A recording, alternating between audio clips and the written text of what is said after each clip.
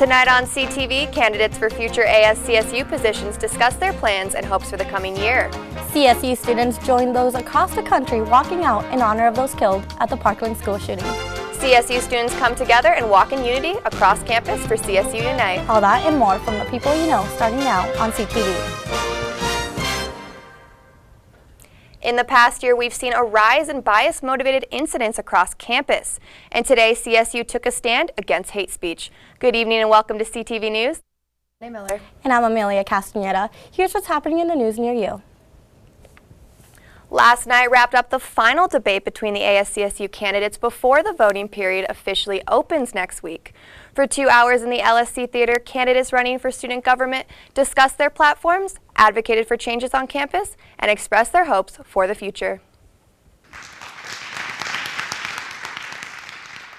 The underlying theme of this debate was one of compassion for their fellow students.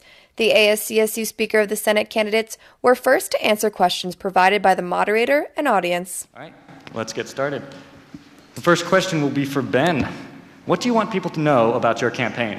It's just this idea of cultivating compassion that too often we talk about what can people do for me. I know John F. Kennedy said, ask not what your country can do for you, but what you can do for your country. The same way, even in our student government, ask not, what can this student government give me, but how can I serve and help other people? Thank you. And, the same question will be presented to Maral. What do you want people to know about your campaign? I think the foremost thing that I would like people to know about my campaign is that I don't believe in giving people a voice, but rather creating the space where they're allowed to speak for themselves, where their space is safe and comfortable, to where they can talk about issues that are under-highlighted and that exist in often silenced and marginalized communities. And so the four ASCSU presidential campaigns highlighted their plans while also tackling controversial issues currently affecting the student body, including food insecurity, bias-motivated incidents, and U+2. Who we are as students and where we come from. One thing that has been consistent throughout this campaign is that we are the different campaign that has come from the outside of ASCSU. But we have come from the student body, and we are students just like everybody else. Well, I want people to know that we have a unique combination of passion and experience. Lindsay and I both know the things that we need to do to really make our role as president and vice president really effective. Very simple. It comes with our slogan. It's your ideas, our job, strengthen your voice. We see a lot of issues. We see a lot of people that represent ASCSU, and they're representing their personal agendas. Finally, him and I looked at each other and said, well, if we want to see it happen, if we're getting all the student input all the time, maybe we just need to do it ourselves, and that's why we're here, and it is. Our campaign focuses more on bias-motivated incidents, and that is something that we need to be talking about as a campus and as an institution. Yes, food insecurity is a problem, but I think on campus, in proximity-wise, there are numerous other things that we can be tackling. Well, I'm going to start off with calling them for what they are, acts of white supremacy. They are not bias-motivated incidents at all. To go off on that, it is also not the job of the victims to educate the privileged on these incidents. They shouldn't have to sit there and educate people on why these are wrong. Everyone knows that they are wrong. Ben, what are your closing remarks? This is one of those moments where I just say, I would encourage you to vote no matter what, regardless of what candidate you're choosing. Do your research and look into your candidates and see who's doing the work on campus, who is creating the tangible programs, and who is most passionate. I think we all have really good intentions, but at the end of the day, it comes down to who is willing to put in the physical work. Voting for the ASCSU Speaker of the Senate candidates and presidential campaigns will begin on April 2nd at 8 a.m. until April 4th at 4 p.m. Students can cast their vote on RamWeb for who they want to represent them in office. If you would like more information about the candidates, you can visit collegian.com. Students all across campus marched as one from the Behavioral Sciences Building to the LSC Plaza as part of the CSU Night, No Place for Hate event put on by the university. At the plaza, the students were greeted by music from the CSU choirs, as well as speeches from Marion Tiveros, Vance Payne, Tony Zimmerman, Blanc Hughes, and CSU President Tony Frank. But by our being here together, we reject that choice. We will not encourage the tormentor. We will not sin through our silence. We will not be remembered for our silence where our friends were attacked. President Tony Frank also sent an email leading up to the event saying, "We will walk to the Laurie Student Center Plaza, standing together in support of what we value and against these acts of hate and oppression, with the ultimate goal of inspiring learning and action for real change in our campus culture and in our world." CSU students gathered at 10 a.m. last Friday to join students across the country in the walkouts. The walkout lasted 17 minutes to honor each of the Marjorie Stoneman Douglas High School students who died in the Parkland, Florida shooting on February 14th. I was really upset that children are having to deal with death. This is never something that we have to deal with, and they've stepped up in an amazing way, and I look up to them, but I'm sorry it had to happen. I was just mad about that.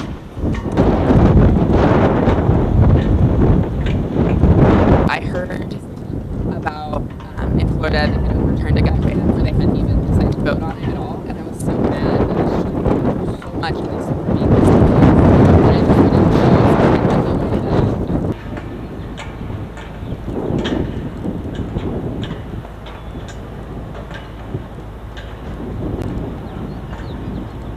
way that I'm just so grateful that everybody showed up. I was really worried that there was only going to be a few people. And it's important to me to see that there are so many people that are concerned about this and are willing to act.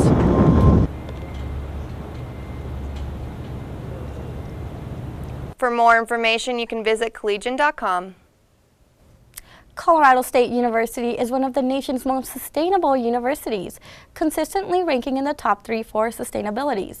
A panel hosted by Defend Our Future, a student-led climate advocacy group at CSU, addressed sustainability efforts as well as the EPA administrator's plan to repeal the Clean Power Plan. Panel members included CSU's energy engineer and co-chair of the President's Sustainability Commission, Energy Services Manager for Fort Collins Utilities, Poudre Valley Energy Administrator, representative for the Sierra Club's Beyond Coal campaign, and project development for Solaris Energy. 84% of our incoming freshmen last year said that the CSU's reputation around sustainability was important for them to one of the reasons why they chose to come to CSU. So I think that being like one of the top, if not the #1 most sustainable campus in the nation, like really like being that spearhead towards these large projects is very important. And although like we have a long ways to go, it kind of shows like how much that we can do and how much is left to do for like the whole nation. The panel organized by Defend Our Future discussed their organization's goals, the prime motivations to seek 100% energy, student-driven efforts, pricing outlooks, and benefits.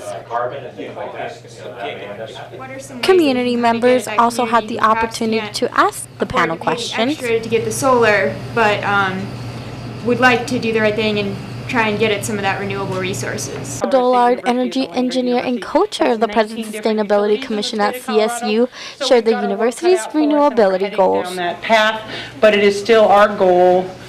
We have a goal of 100% renewable electricity by 2030 and complete carbon neutrality by 2050. I asked students to share their thoughts on these goals. I really support that because I feel like it's important to be renewable, especially like you have the opportunity to like make it all renewable, you should.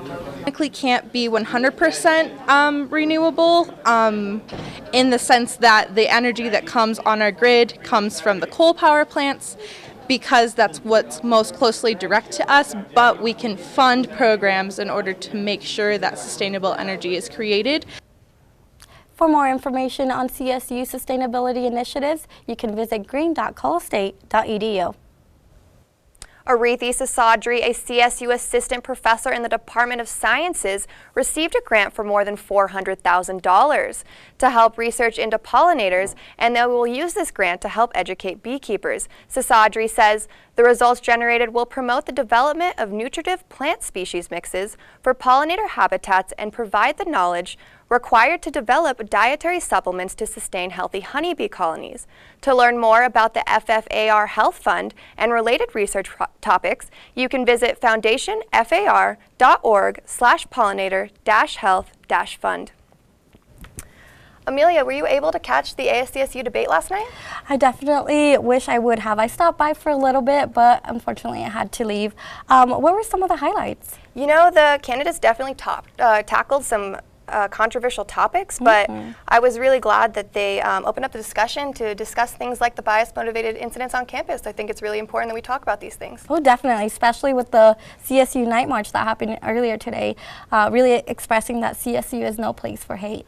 And that is why I'm proud to be a RIM. Well, that's all we have for news. Stay tuned for Keenan Kozart coming at you next with your weekend forecast.